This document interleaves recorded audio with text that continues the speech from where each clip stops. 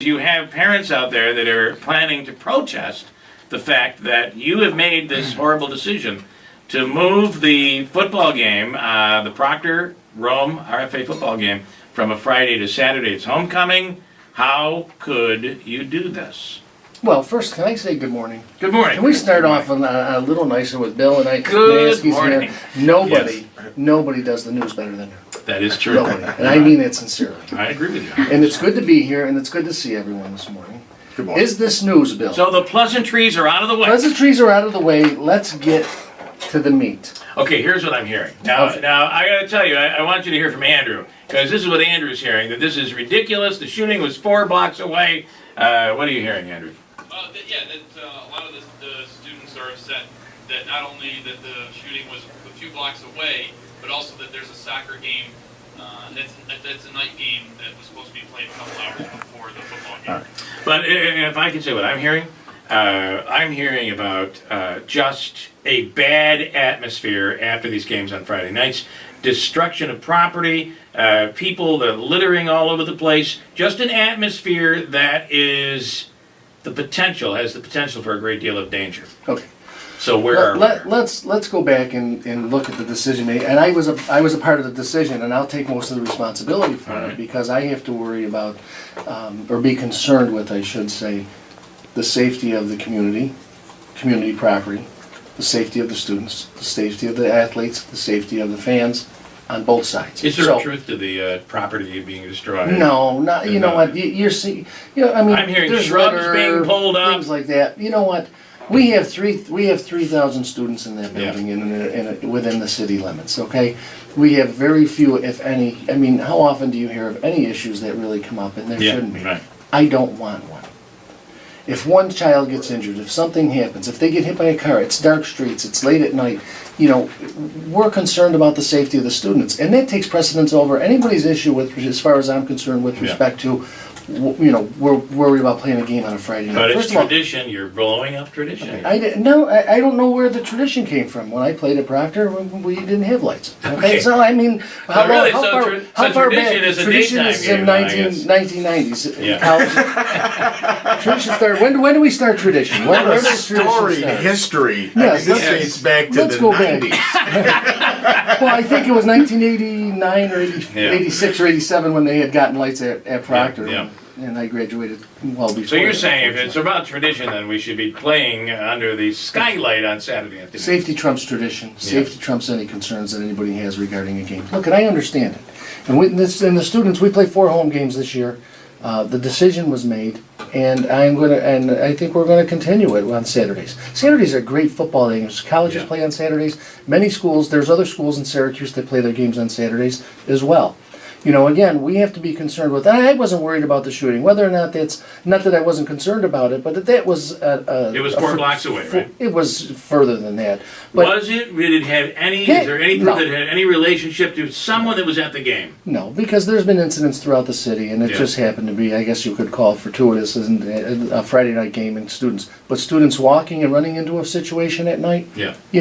Most of your issues and most of the activities that are not savory are going to happen in the evening and on a Friday night. And you have a tremendous amount of students walking, and if you saw it, if they were walking in the road, there's potential to be hit by a car. I mean, we looked at this, we looked at every angle, and if you thought this was an easy decision, it wasn't. I had actually we talked to law enforcement, we talked to staff at the district itself, our security officers, the board, and we looked at it as a situation. If we save one child from twisting an ankle, I'm happy that we save someone from getting injured, and that's the concern here. Andrew, go ahead. Also, I've been hearing some concerns too that there was a lot of money that was spent on the stadium, on the new lights and stuff like that, with the intention of playing the games on Friday. But now that they're moving back. Listen, the stadium was built, 15 years ago? Right. I mean, it's common when you build a stadium, you put lights in. For whatever reason. And they practice under the lights. And they practice under the lights, and and no one's saying that never again is a game going to be in there. We're just looking at it from a safety and security standpoint. Yeah. And when you do a capital project, and the state wants to give you money to build a stadium, you're going to put all of the amenities in. Yeah. It's a community stadium, so it's not just it's for any activity. So, and I have to say that one would say We're trying to create this perfect world where no one ever gets hurt, but in a school system, it's really what you have to do. You are responsible for these children, period. Hey, you know what? Quite frankly, Right. Bill, I'm surprised that you have a parent when someone within the administration and is concerned and caring about your children Right. and the possibility of issues. And I haven't gotten any complaints. That's why I came in this morning and said, "Is this really news?" Because I haven't heard anything about it, and I don't know. But I would be more concerned with the fact that parents are upset that we're worried about the concern of their children. Right. That's more concerning to me than the Well, actual issue it itself. reminds me of the case of the parent who's fighting because the daughter can't go to school with a mini skirt, and the mom feels, well, yeah, she should. So really, if you think about it, you're fighting so that your daughter can show more skin. Right. Is that really what we want to be doing as parents? William has a question. William, go ahead. You're on the line. Hello, good morning. One quick thing I noticed, there's a soccer game at 6:15 tonight at Proctor, which would be under the lights. And also, what is going to happen during basketball season when all these games are at night? Right. Well, here's the issue with soccer, and I'll address that. And nobody's picking on football or anything else. The soccer game is 6:15. It's not 7:30. They get out early. We have very few fans that come to the games. It doesn't stress the neighborhood, and we haven't had any incidents where you had roving students, blocking streets and getting out. We've never had a security issue, and I have to tell you, after the first game, which was actually done earlier at 5 o'clock, the first night, we had very few incidents of anything because the game ended just before before it had gotten dark. So once again, one doesn't play into the other. He does bring up a good point about basketball, though. What's that? I mean, Well, let me again, play you're those still games you're in a controlled environment. It's in the winter. You're not seeing students walking as much. Right. We're not seeing the issues in the streets as we are in football games. Look we've identified a potential problem and we eradicated that potential problem. Right. If I had problems walking with students leaving basketball games in the winter, You do something and I like would do the same thing again. Yeah. No one's picking on football here. Look this is about safety of our children. I'm So here you and I canceled the game. Right. You just moved We Well, it. by the moved it way, to a Saturday. there's a But no, school district right now that has just canceled the rest of the season because of bullying. They canceled the whole season. Let's realize this is about safety of children. Right. And if you're not concerned about safety of children, I can understand. And I understand the soccer game issue, but how many fans? My daughter played soccer. She's there. Yeah. Very few fans come. Most of the games end before it gets dark. And we're not seeing it stress the neighborhood. We're Right. seeing more adults and parents at the soccer games than Right. you are You students. don't have the big and that's crowds. unfortunate. Yeah. We don't have a big crowd. We have very Right, few right. students that attend the soccer game. Leroy, go ahead. You're on. Hi, Bill. How are you doing? Good. For the president of the school board, I have to say that with you talking about for the safety of the children walking home at night and this and that, but yet you guys are in support of the extended school day. But we'll have children walking all winter long at night. No, we're not in support. I'm not in support of the extended school day. It was a grant and opportunity that we applied for. It didn't have the parameters, and once we got a chance to really see what it was, and that's why I had the town hall meetings, so to be sure that we had the input from the adults, from parents as well as teachers. And Have you gone to any of those? Have you Any of those meetings, Leroy? Yes, I was at the one I used. And are you for it or against it? So I was against the extended time. Yeah. I'm more for an extended school year. But even, I'm with you, and that's something we could have that we proposed to the state, and it's something they wouldn't entertain. Well, they wouldn't entertain that.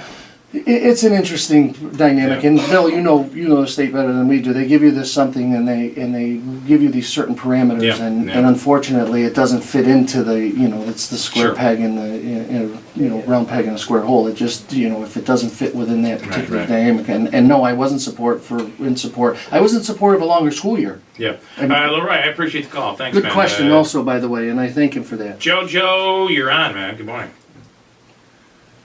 Is this Jojo on line one, Andrew? Yeah, I don't think he wants to talk. Oh, you're gonna talk football. Have So- him hang. can I say one thing? The extended school day, the school day would end at what? 4 something? 4:30 is the latest. One There's is a difference between 4:30 though and what, 9 o'clock at night. 10. Yeah, I was gonna say. Game starts 7:30, 8:30, 9:30, about 10 Yeah, o'clock. so we're talking about I know you're getting 4:30. heated there, because this is I'm not heated.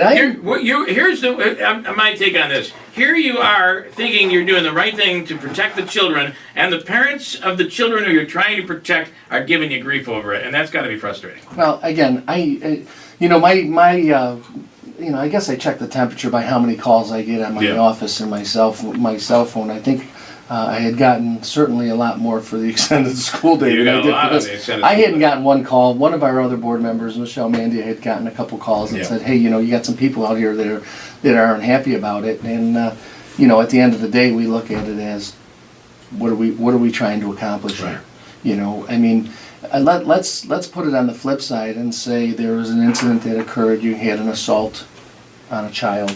Now all of a sudden it becomes Proctor student gets assaulted by other Proctor students, or something happens, or someone gets hit by a car, and then I have to be concerned about decisions that were made. And again, it's a Saturday. It's football tradition. I don't know. I mean, you see college playing. I love watching college on Saturdays. I mean, you have a great opportunity. We didn't take anything away, and if we continue this next year, we're already planning on having some activities and some great things on Saturday and making it an all-day affair. So there's some great things coming. So we're accommodating whatever issues that are coming up. Andrew, I'll give you the We have last one more caller call question. up and say that tradition is UFA versus Proctor at Bernay Field on Saturday at 1 o'clock, and the stadium was packed to the gills. Yeah. And that was tradition. So. I played in that game, one of those games, and it was amazing. And it was Saturday because neither of us had lights, UFA or Proctor back in. So if we're talking tradition, we're talking That's tradition. sunlight. Well, All right, very interesting stuff there. So you're standing by, and you feel this may well continue into next year. I think so, unless we see something change in either the behavior of the way people are acting when they leave. It's not with them. We have no problem in our stadium. I mean, there's enough security. We have law enforcement there. I think we had almost 20, if not more, 22 security officers and law enforcement there. I mean, there's no issues. I mean, they're a controlled environment. But I still have to be concerned with what happens to our students out in the street. And it's almost like the case where they build this bridge, they put all this money into the bridge, and then half the bridge falls down. They're not letting people walk over it. Why do we buy this bridge? Why do we build this bridge? We put all this money. Now we're going to walk over it. What the heck? All right, Chris Salatino, thanks, man. Anything else? Are we good? That is it. We're waiting to hear the decision on the extended school day. You don't think it's going to happen? I don't think it's going to happen. Based on what you're hearing from parents. Again, I don't want to tell tales out of school here, but Right. As far as I'm concerned, I wasn't. I thought the concept was good. I thought that anytime you have an opportunity to give more learning to a student, teaching, it's great. The parameters and what they were trying to accomplish with the state at this point, I don't see it happening. What are you seeing everybody else do across the state? The other districts that apply? Well, New York City took it because they have to. I mean, they're in the same situation as far as learning. But I had talked to the superintendent, and if we have to, we'll come up with our own type of special learning for students. Well, that's what I was going to say. Isn't Utica a situation where, I don't want to say you have to, but I mean, you could use the money, the extra instruction would be good. It would be wonderful. It really would. Extra instruction is certainly going to help us. Yes, we're in the same situation. I don't know how some of the other districts are yet. Okay. I have to break. Chris Salatino, thanks.